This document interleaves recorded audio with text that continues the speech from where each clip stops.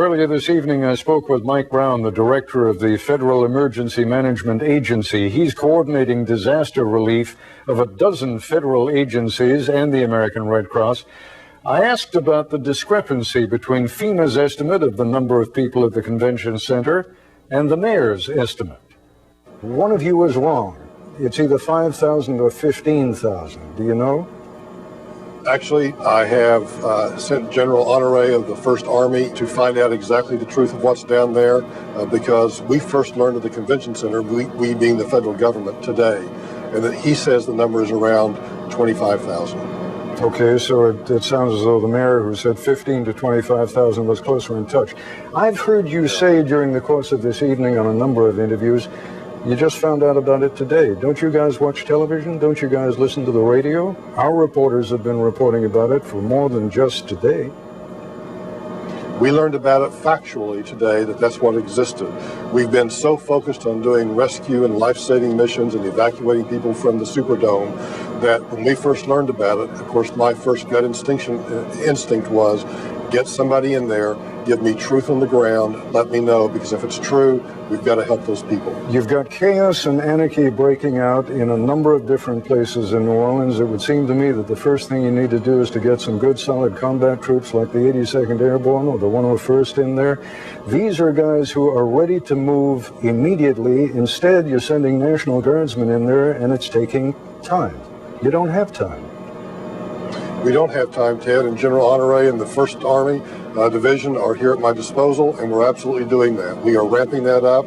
There will soon be 30,000 armed National Guard troops in there to restore order, to take control of the facilities and allow us to do our job. Mr. Brown, forgive me because I can't imagine what it must be like to have the burden on my shoulders that you have on yours right now. But here we are, essentially 5 days after the storm hit. And you're talking about what's going to happen in the next couple of days. You guys do war games. You have gamed out what is going to happen.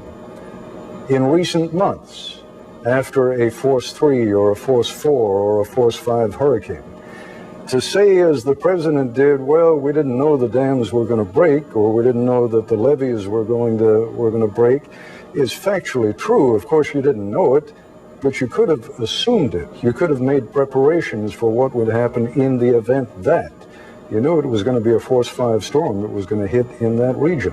Why didn't you? Ted, we had people pre-positioned to move in immediately. And what happened, which is unusual in this disaster, there's two things. First and foremost, the disaster continued long after Hurricane Katrina had moved on. When the levees did break, we were already moving in and then had to move back out. And then I think the other thing that really caught me by surprise was the fact that there were so many people, and I'm not laying blame, but either chose not to evacuate or could not evacuate. And as we began to do the evacuations from the Superdome, all of a sudden, literally thousands of other people started showing up in other places. And we were not prepared for that. We were surprised by that. And so what we've done is we have ramped up the rescue efforts to get those people. There are helicopters flying tonight to take care of the people on the bridges that we have found. There's additional supplies coming into the convention center and into the Superdome. And we have brought in every available resource to make sure we take care of those people. And I just want to say to the American public, that they do need to understand exactly how catastrophic this disaster is. And they do need to know that we're going to have every available resource to do everything that we can. We're going to take care of these victims. We're going to make it right. We're going to make absolutely certain that the devastation that has been reaped upon these people is taken care of and that we get their lives back in order. Mr. Brown, some of these people are dead. They're beyond your help. Some of these people have died because they needed insulin and they couldn't get it. Some of the people died because they were in hospitals and they couldn't get the assistance that they needed. You say you were surprised by the fact that so many people didn't make it out. It's no surprise to anyone that you had at least 100,000 people in the city of New Orleans who are dirt poor, who don't have cars, who don't have access to public transportation, who don't have any way of getting out of the city simply because somebody says, you know, there's a Force 5 storm coming, you ought to get out. If you didn't have the buses there to get them out, why should it be a surprise to you that they stayed? Well, Ted, I'm not going to sit here and second guess why or when evacuation orders were given, or why or why not the city didn't have buses available. That's just not the thing that we need to do right now. Not the city. Frankly, not the city. I'm not asking you, Mr. Brown, why the city didn't have buses available. I'm asking you why you didn't have National Guards in there with trucks to get them out there. Why you didn't have people with flatbed trailers if that's what you needed. Why you didn't, simply get Greyhound buses from as many surrounding states as you can lay your hands on to get those people out of there. Why you haven't done it to this day. Ted, we're doing all of that. We're moving all of those things in there. And what people need to understand is that when you're doing these life-saving and life-sustaining kind of operations, that if I move rescue workers into harm's way and they become victims themselves, it just makes the problem doubly worse.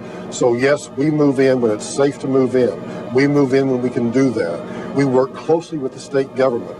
The federal government did not come in here and just tell this governor how or what to do. We came in here and said, what do you want us to do? We will help you.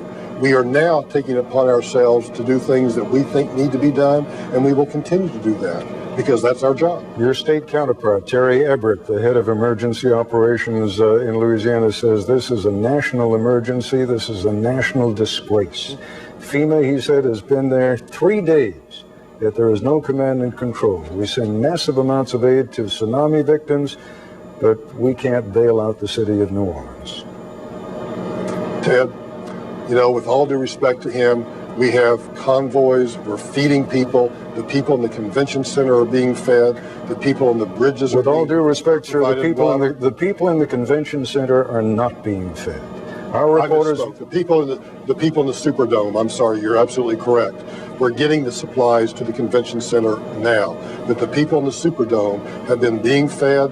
That supply chain has been working, and that has been moving along, and those evacuations have been continuous. But the people of New Orleans were told to go to the convention center. They went there in the belief that supplies would be waiting for them when they got there.